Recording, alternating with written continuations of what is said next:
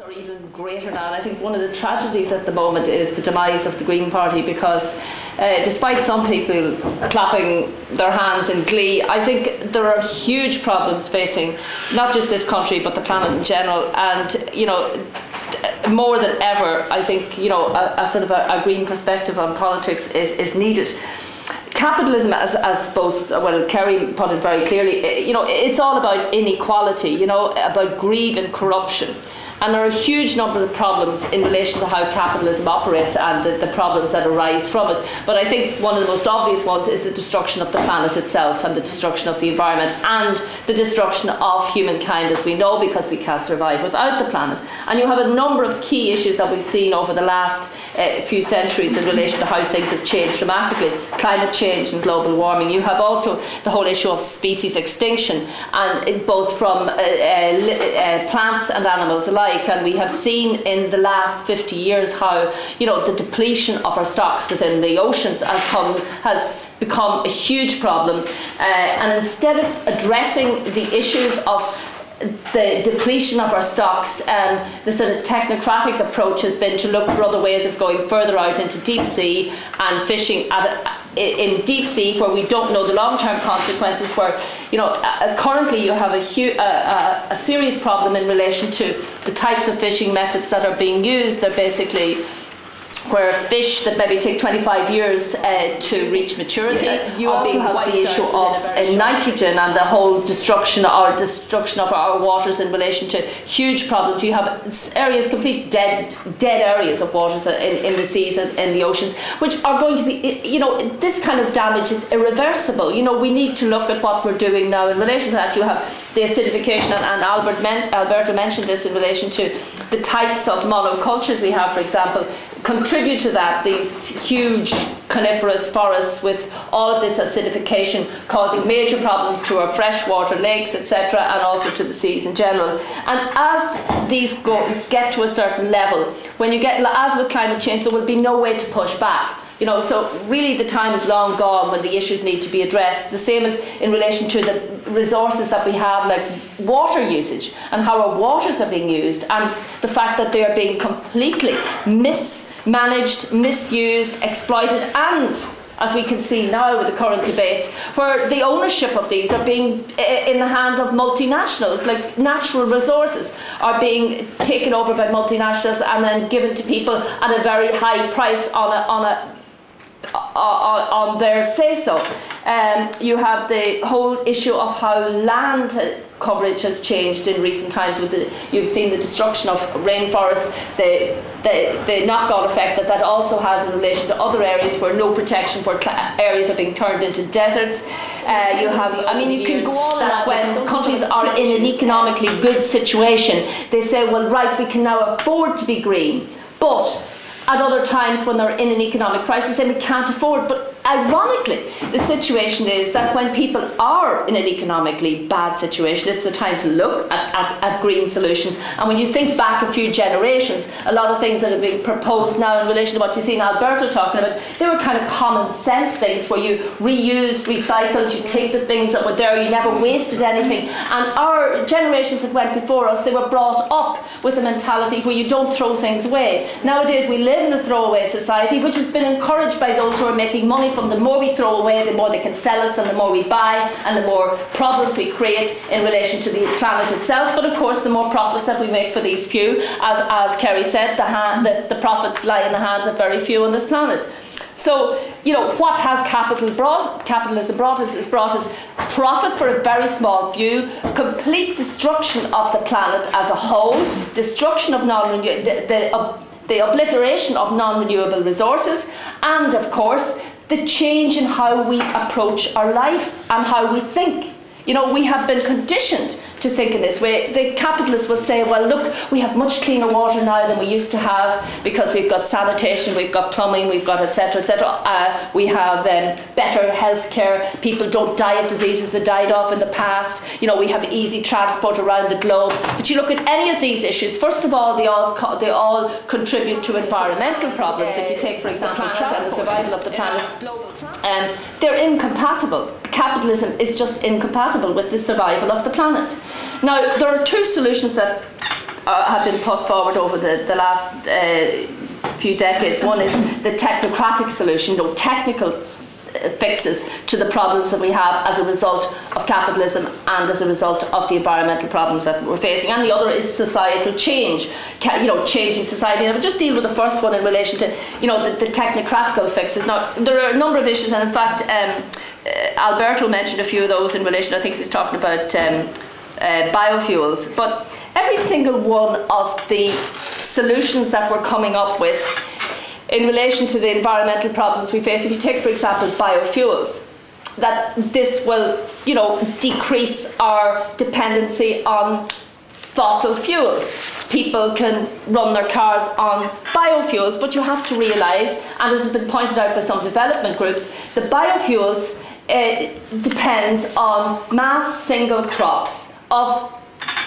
certain products that are using up very good land which should be used for food production to produce something that will then be processed again, creating profit for a small number of people to produce a fuel which can be put into a car which has been produced by another multinational which will make profit for them, for us to drive. And there is where I wanted to try and deal with the technocratical things, but we'll come to the societal issue in a minute.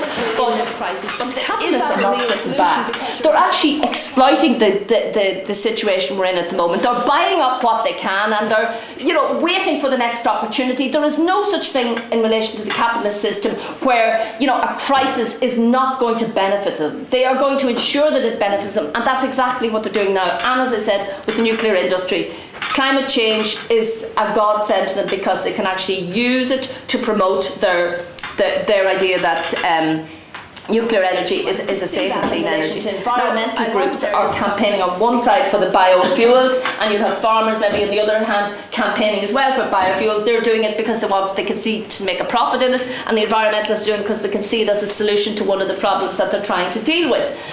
The same goes in relation to the nuclear industry, promoting the idea that nuclear is a solution to the environmentalists have not gone down the road with them on that. But there is this thing where different groups take advantage and try and push for something, but for very, very different reasons. And I think that that's one of the reasons why the extremely sceptical people are actually very, very sceptical about the whole idea of global warming. They have been fed many, many lies over the years by the same multinational companies that are pushing for this idea of emissions trading, for example, is a very good example, where you basically pay for the right to pollute. I mean, the whole idea is completely farcical. So is it any wonder that some people are cynical and thinking this is all basically a made-up illusion to allow people to make further profits? Because the idea of being able to buy your right to pollute, and if someone over there is not polluting in that part of the world, let's buy the pollution that they could be creating if they were much more advanced, and we'll take that and we'll be able to use it. There is no logic to it, and the idea to set up such systems in the first place was completely irresponsible. It has to do with society and a society change, because otherwise when we support this kind of technocratic solution, we're only supporting the capitalist agenda, because they will see any opportunity they can. The environmentalists over the last number of decades have made huge strides in relation to getting people to become more aware of the problems they face and to ignore, not to ignore the situation as it stands. The capitalists have seen that, and they've seen a way, and they've jumped at any opportunity possible to make money and profit out of it. And I think that that's why we really need to look at changing the way society operates and the values of society. But how do you actually do that? Like, one of the big problems with the capitalist system is it's all down to a huge amount of waste. People have been conditioned to think in such a way that it's great to have, 5 or 6 coats, pairs of shoes, different makeup, different jewellery, you have your flash car, you have your big house. A house is far too big for you to live in, and you're never going to use all the rooms in the house anyway. The tragedy of the commons. That's the way how do we get people to say, look, I am going to make choices that are going to affect future generations. And human nature being as it is, it's very difficult to get people to do that. But you can't force people, and that's why I think that politics is still very important, in that one of the big problems with the capitalist system is that people have no say whatsoever. It's a small elite number that actually control the global economy. The ordinary people and the vast majority of people have no say. So how do we actually get people to become more responsible themselves? And when I say more responsible themselves, I'm saying more responsible in relation to future generations and not just in relation to their own generation. And that's a problem, I think, that down through the ages for themselves and also for future generations. And there are two, I suppose, very topical issues at the moment. One is in relation to waste charges and the other is in relation to water charges. Now, when you think of it, like we're talking about non-renewable resources, in cases like in relation to a lot of the waste that's being disposed of, and also social and personal responsibility. Many people will campaign against waste charges and against water charges, and rightly so, because those who are imposing the charges on them are making a huge profit, and it's not for the sake of the environment, it's not for the sake of the planet, or it's not for the sake of non-waste of non-renewable resources. The profits are into the hands of a few big multinationals, but while all those problems are accurate, we still have to change the way people think, and there are people who think they have a right to turn their tap on and let it run or whatever, because water is free, water is on the planet, etc. And it's this social and, I suppose, ecological responsibility is the thing that we have to try and instill in people. And how do we do that? While the criticisms they're raising are very, very justified, there is also the need to change. There has been a demise of the Green Party through, I think, buying into the system that exists at an international level. It doesn't mean to say that we have to just forget about it. I think we all have a duty to try and push to change the system that exists. But as I said, I think that will come from a from the very lowest level, from basically individuals right up, because there's no problem in trying to tinker with the problems at the top and find sort of band-aid solutions. We have to look at changing the whole approach to our lifestyle on this planet as a whole, and not just in Ireland or in Europe or whatever. And I'll finish on this point, is that, and fisheries is a very good example of that, even if the European Union were to come up with the most sustainable approach to fishing that could be imagined, it would need and require the cooperation of every other single country on the planet, or we don't find a solution. The same applies to global warming and climate change, the same applies to biodiversity. As a whole, the planet has to work together, and all countries within it, and those that have the power at the moment are the ones who don't want to see that happen, because they're only thinking as far as the next election, or as far as they're putting their coffin, basically. That's as far as they think, and they don't think any further. So we have to try and take it out of the hands of those people. Thanks.